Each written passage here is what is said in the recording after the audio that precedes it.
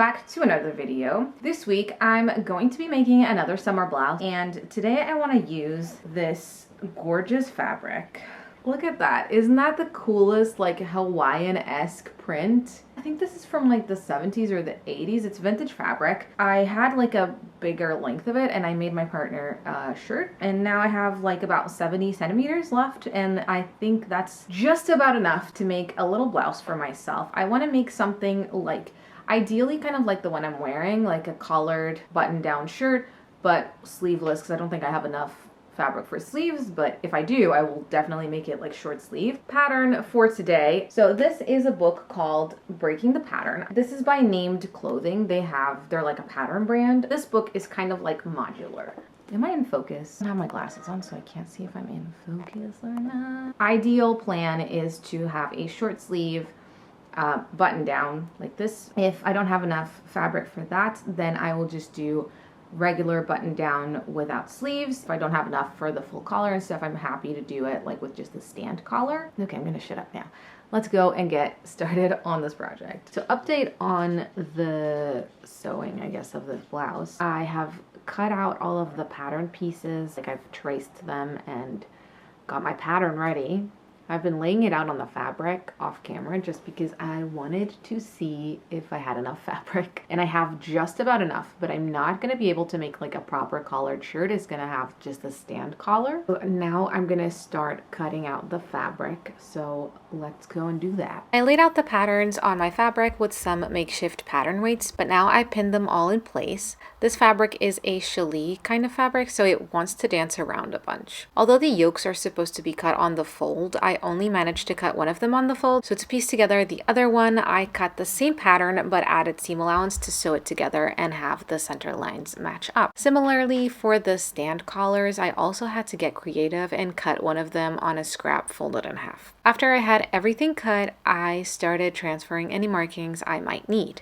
I transferred the notches, the stitching line on the lining yoke that I am piecing together, the center front on the front pieces, and the back darts. And I also cut out some interfacing and fused it to one of the stand collar pieces. I started pinning these giant back darts that I honestly don't understand why they didn't just do princess seams like in the front, but you know, who am I to judge? I am going to start sewing the darts as well as the center seam of the yoke I'm piecing together. And then, of course, I serged all the raw edges so I could put the serger away. While I was doing that, I remembered it's probably a good idea to stitch mark the center front so I could have that reference for later, since I used my heat erasable pen to transfer the markings. Now I'm going to start batch pinning. This helps me get a finished product faster and manage my time and energy. I started with pinning the collar stands together with right sides together along the rounded edges in the top. I also pinned my tag to the lining yoke.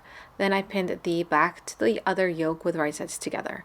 And finally, I pinned each side front to its respective center front with right sides together as well. I stitched the collar, the front pieces, and the tag. The seam allowances provided in this book are 1 centimeter, which I believe is a 1/4 inch. Then I pinned the right side of the lining yoke to the wrong side of the back piece, and I stitched that in place as well. I trimmed the excess seam allowances on the stand collar, pressed it right side out, and also pressed the other seams. Next, I pinned the front and back together at the sides and shoulders. I stitched it down and pressed. Hi, update on the blouse. It's coming along. Actually I'm very close to being done. I need to put the like stand collar in there and like finish the armholes and the hem, and that's it. I don't have any sleeves. Cool. Okay, so I just realized that when I was pressing this that I could have been a smart cookie instead of a silly cookie.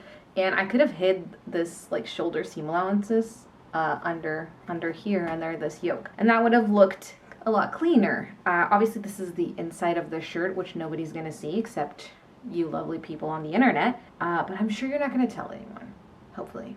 I'm not gonna go back and unpick this and to do that, but just a little thought that, yeah, you can hide those under there. You basically would stitch the shoulder seam together without the inside yoke. Then you would fold in the seam allowance on the lining yoke, maybe press it, that would help a lot. lay it over the stitching line and maybe hand sew it down or whatever you wanted to do. Maybe you could top stitch it if you're into that, if you wanted like a visible seam.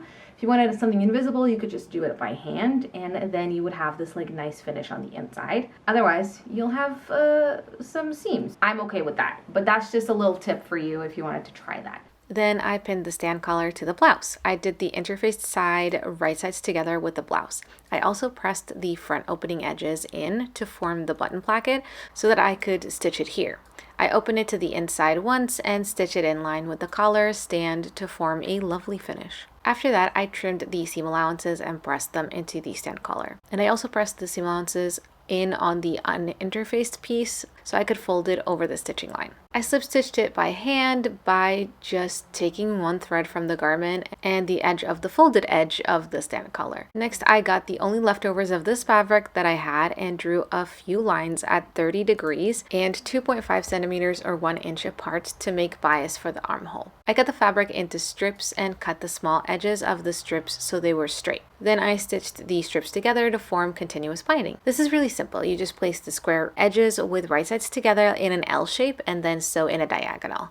When you pull the strips apart, it'll form a straight line. When I had my strips all stitched together, I trimmed the triangles of seam allowance off and pressed the whole strip. Now I can use this bias to finish the armholes. I'm just pinning the bias of the armhole with right sides together, making sure to fold the starting and finishing edges back to hide the raw edges. I stitched that in place with the seam allowance included in the pattern. Then I trimmed the seam allowance and pressed the seam allowances and bias away from the armholes. Next, I folded and pressed the bias in half so that the raw edges line up with the stitching line. And finally, I fold the bias to the inside over itself. So now the seam is no longer visible from the outside, and I press that in place too. If you're using a more stable fabric, you'll probably get away with doing this with less pressing, but I didn't want to take a risk with this.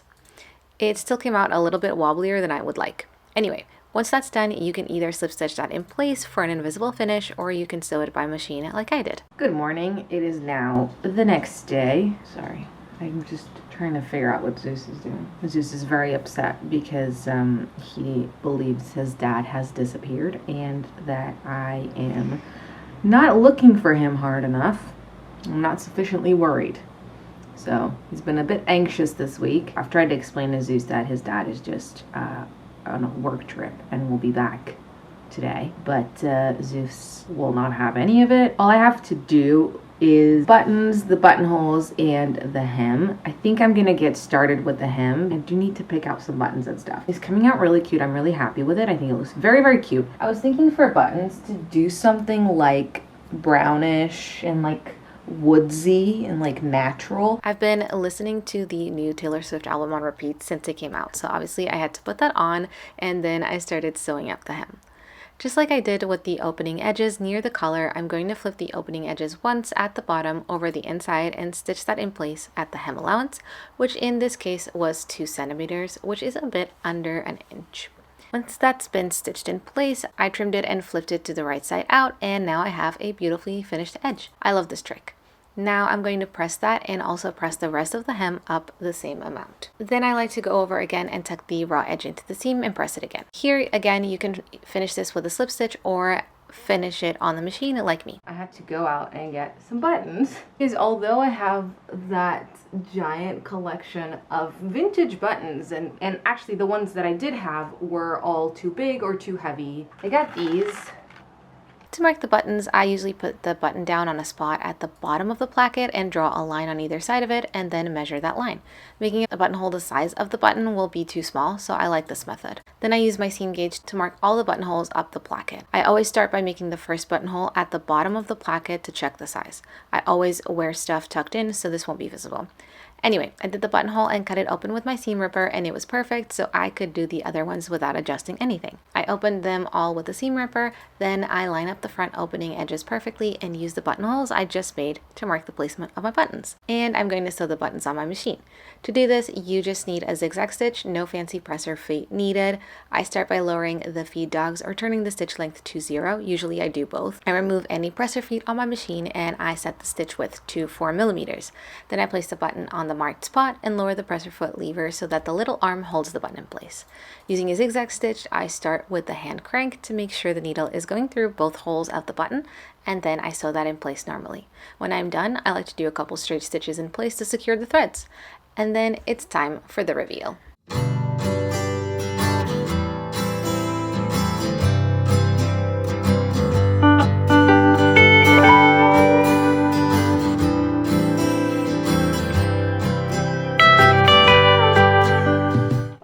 Well, that is the reveal. I don't know what I'm standing like that. I love it. It looks so cute. It's really, really simple. It's so cute. I think this print is just, I think it gives off a like bit of a 30s vibe. I don't know. Or maybe like the way I styled it gives off a 30s vibe. But I love it. I'm obsessed with it. It's very comfortable. So I'm actually really excited to get some wear out of it. I have to wait for the weather to get back to spring again. I feel like my whole life is just me trying to get this camera to focus. I had a bit of an issue here. For some reason, this doesn't match up correctly. When you button up, you don't notice it at all. So I also feel like this has like a weird, it looks like a weird shape, but it's actually not the stitching. I thought maybe I like cut it wrong and stuff. When I was looking at myself in the mirror, I was like, this looks weird. But it's actually that there's a little bit of a gape here. So I would need this to have like a little less fullness here. I hope you enjoyed learning how to make something from breaking the pattern. I think the construction of a blouse like this is pretty much universal. If you did enjoy coming along on this video, don't forget to subscribe if you haven't already. It would really mean a lot to me. And also consider maybe following me on Instagram or TikTok. I post on there pretty much every day, and I say pretty much, but it is every single day. Thank you so much for watching. I hope you enjoyed the video, and I will see you in the next one. Bye!